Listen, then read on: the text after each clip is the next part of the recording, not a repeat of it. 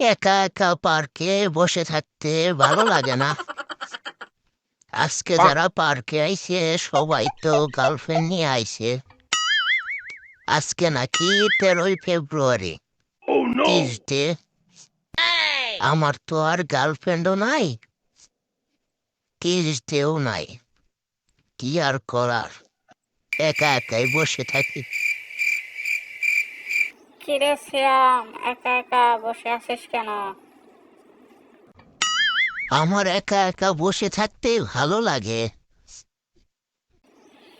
আজকে হলো টিউসডে আর তুই একা একা পার্কে বসে আছিস।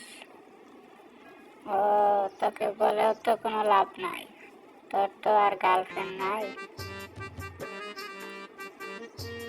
তোর একা একাই বসে থাকতে হবে। তোর সাথে কথা বলে সময় নষ্ট না করে আমি গার্লফ্রেন্ডের কাছে যাই, কিস করে আসি।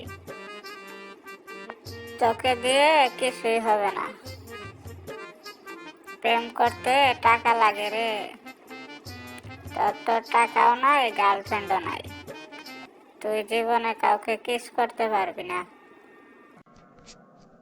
মাথাটা খারাপ করিস না, মাথাটা গরম হলে কিন্তু তোর খবর আছে।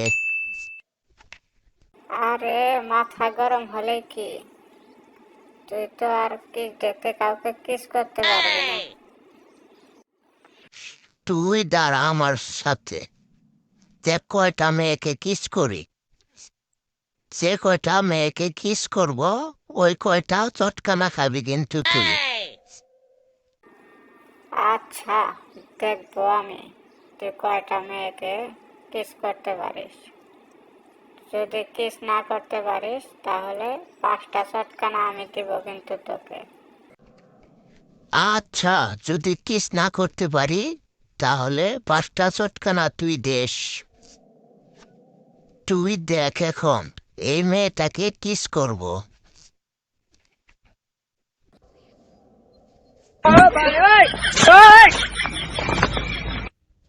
অসভ্য, যাকে তাকে কিস করিস। আমি দুঃখিত আপনাকে কিস করার জন্য।